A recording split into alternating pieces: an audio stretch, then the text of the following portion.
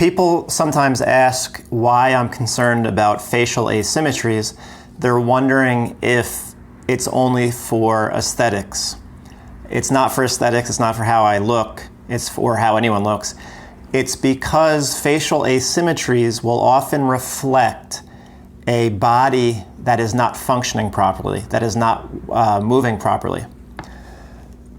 So when you look at this face, when you look to the side of the head, this pink right here, that is the sphenoid.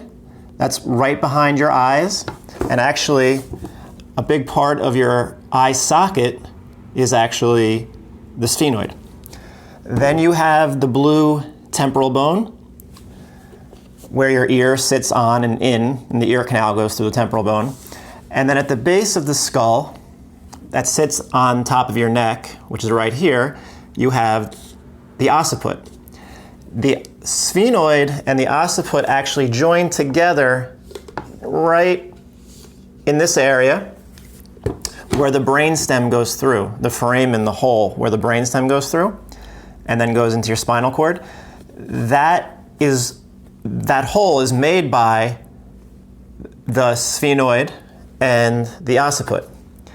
So these four bones are really, really important because they have a relationship to each other that can then affect how your head moves on your neck, and thus the movement of your neck all the way down to the base of your spine, down to the sacrum and pelvis.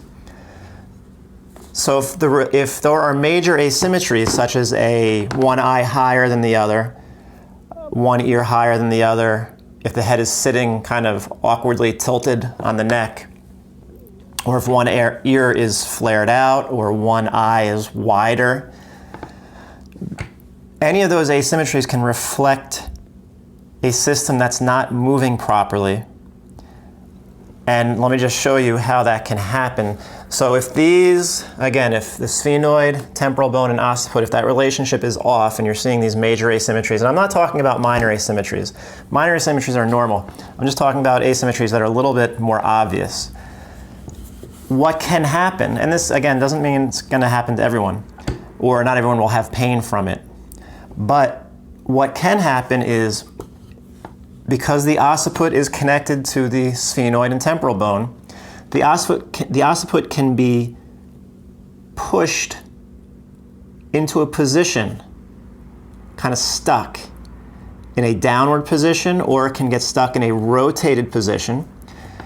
And when that position doesn't alternate with the other side, because remember, what's important with human movement is that the body alternates between left side and right side, left side and right side.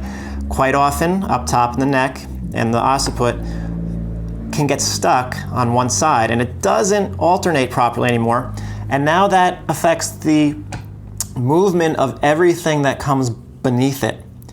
So the occiput sits on top of this top cervical vertebrae, the atlas, and when it's constantly stuck in one position, it will also affect the movement and position of the atlas below it, which then can travel all the way down the cervical spine, all the way down the thoracic spine,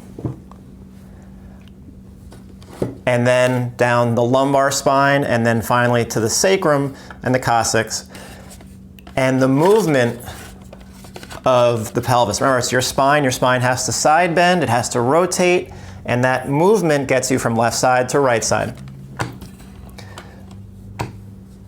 So once again, it's these asymmetries that you can quite often see, and I had major asymmetries, and it was definitely affecting the relationship of my head and neck and my whole body, which resulted in chronic pain. These asymmetries can result from the typical PRI identified patterns, such as the left AIC pattern, so the pelvis rotates forward on one side compared to the other. It orients you to the right, and now your body has to compensate, and the compensations can go all the way up. Or it could also be the origin. So sometimes blow to the heads, whiplash, concussions, anything that hits the cranium real hard can result in bone positions in the cranium and face that are a little bit off. And again, over time, that can then distort the relationship of the occiput on top of the neck. It could probably also happen from bad malocclusions, how your teeth touch, if something's off with your teeth. See these big jaw muscles, temporalis, masseter, pterygoids. When teeth are not balanced, or tooth contact is not balanced, it can cause unbalanced jaw muscle activation. And these jaw muscles, this temporalis, the pterygoid, and the masseter, they are attaching to the temporal bone. And these are some of the strongest muscles in your body. So that temporal bone is very easily shifted out of place. Not only that, you have also at the bottom of the temporal bone, you have a big neck muscle, that SCM right there, that also can exert a pull. So the temporal bone is really, really